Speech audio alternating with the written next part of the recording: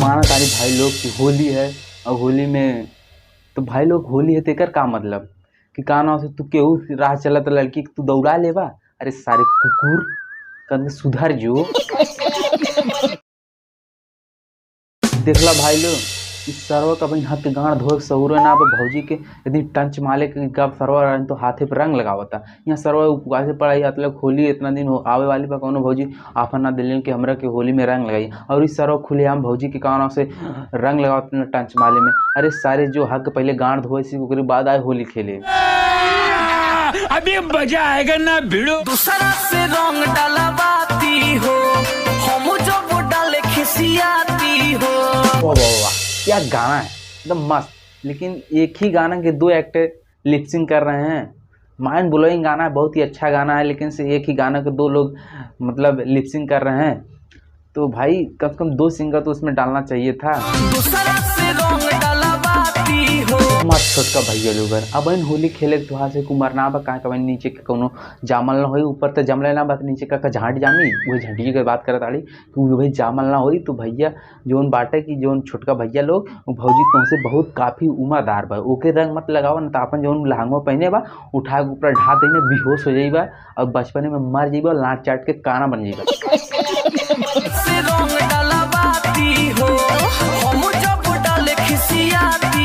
तो भाई लोग गाना जोन बाटे गोलू कातिल वाला बहुत ही माइंड ब्लोइंग गाना बा, बहुत ही अच्छा गाना बा और असली तनिको एक पैसे के ना बाटे। लेकिन इसमें कुछ ऐसे गलती हैं जो अगर हम तो के मतलब स्लो मोशन में दिखाई तो आप लोग के देख के हंसी छुटी। तो भाई लोग जोन कुछ बाटे तो भाई जोन इनमें गाना वाना तो कुल सही बा लेकिन जोन कोरियोग्राफर बा करीब बहन चोदो वो सबसे लड़चटा काम करे बा काहे के ई जोन बाटे छोटकरा एकर ई बा एकर पैंट ढीला बाटे और उ का नाम से कम और उ अपन पैंट सही करत लड़किया गाना में ओकर पैंट ऐसे गिरत बा और उ अपन पैंट सही करत बा।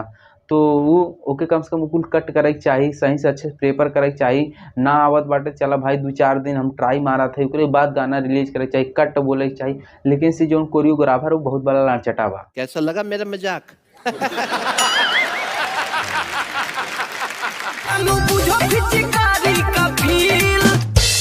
पूरा एकदम मस्त गाना गान मार रहे हैं इतना अच्छा गाना बाटे लेकिन एक गान मार दे हैं कोरियोग्राफर।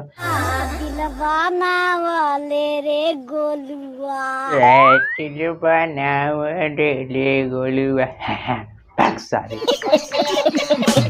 ना भाई ना ही भाई लोग इन्हें दोनों लड़के हम तो भाई गिरिया बोलना चाहता है लेकिन इन्हें सारे इनके पढ़े लिखे की उम्र में IAS PCS बने के अब इन समय बाटे तो इन्हें सारे एल्बम म्यूजिक एल्बम करता ना वो वीडियो एल्बम करता यहाँ एक थोड़ा 2-4 लाइन बाटे इन्हें वायरल हो गए चाप के पूरा इन्हें के पढ़ाई लिखाई छोड़ के यही लाइन में घुसा देता आज तक तो मान लो वायरल बाटन ठीक बाटे वायरल बाटन 2-4 समय में बहुत सारे वायरल लोग अब गायब हो चुका है। तो उनके माई बाप से ये का नाम है कि वो लोग जो गायब हो चुका लाइन उनका कम से कम देखा तो कहीं वैसे तोहरो लड़का आज के समय में बाटे एल्बम करा था वीडियो करा था बिहान के जब ओकर वायरल और ओकर फेस चेहरा के रेवल्यू मतलब इमेज घट जाए तो का करी जब पढ़े लिखे ना जाता IAS PCS की उम्र में वो सारा एल्बम बना होता। तो भाई लोग हम बहुत सारा मेहनत करे लेकिन अब तक वायरल ना भाई हो सके तो हम उल्टा सीधे बोले शुरू करा थे कि जा तो वायरल हो जाए आप सबके कृपा से वीडियो को लाइक कर रही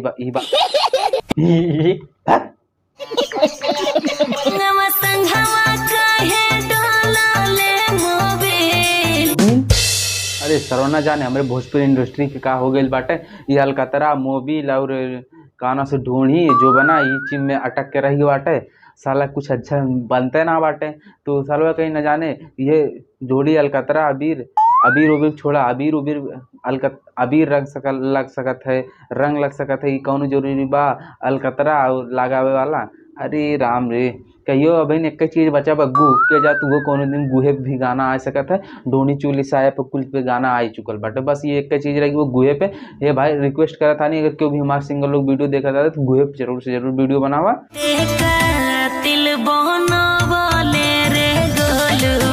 वाह भौजी जी वाह एकदम गोलू एकदम कातिल बना दे लेकिन गोलू पिचकारी तन की दिशा भी देख ला कहाँ बाटा एक खचस मारी ने फाचस निकल जाई मतलब पिचकारी से रंगा निकल जाई लेकिन उनका दिशा एकदम भौजी देख ला वीडियो में देख ला जाए के कि कहाँ ओकर दिशा बा गोलू के पिचकारी के।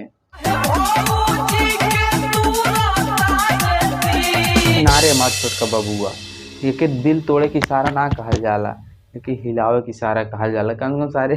अरे बाबू देख हमरे बड़ी हंसी आवता कि छोटे छोटे बच्चन के लोग हायर करे हैं और होने से ऐसे हिलावता, कहीं पिचकारी उल्टा सीधा कहीं करे सामान कहीं करे, कहीं भी कुछ भी मतलब कुछ भी बोल रहा मुँह के लिपसिंग करे सौ ना बटे, लेकिन इन्हें मतलब कोरियोग्राफर कुछ भी करवा सकता बा भाई, चंद व्यूज काफी। घुसालू जाने फगुआ हमें इतना होला हुरदंग हो। कुछ नोटिस कैला है भाई लोग, पीछे पीछे एक मिनट देखा सरवा कही कि नाचत नाचत इतना नाचे मगन हुआ कि टोपी गिरिया तो फिर से उठावा था, फिर वो ऊपर टोपी लगा फिर ही आता था।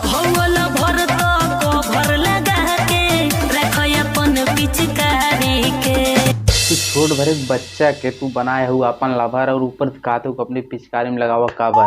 तो भाई हम जान ना रही कि पिचकारी में भी कवर लागेला, हम तो सिर्फ इतना जानते मोबाइल में कवर लागे, लेकिन आज जान गए कि पिचकारी में भी कवर लागेला और आने में कवर लागेला।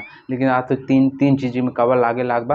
तो भौजी जौन बाटे ओके छोड़ भरे एक लड़के को ओकरे ओकरे कुछ करे देखा भौजी तोरे कुछ हो ना जाए, ठीक बाटे। हमारा ऐसा लड़का से करवाते तो कुछ हो सकता है, लेकिन ओकरे उसे करवाबे तो कुछ होए ना, ओके कवर लगाओ जरूरत ना बाटे। लेकिन भाई दिमाग ही खराब एकदम हो कर दे तो चलो वीडियो कहीं बंद करत है और नेक्स्ट वीडियो बनाओ खातिर इंतजार करत है कि कोनो ऐसा सिंगर गलत हरकत करें ताकि हम उस पर वीडियो बनाए। चलो मिलते हैं नेक्स्ट वीडियो में, तब तक के लिए जय हिंद जय दोस्तों, मिलते हैं नेक्स्ट वीडियो में, तब तक के लिए बाय।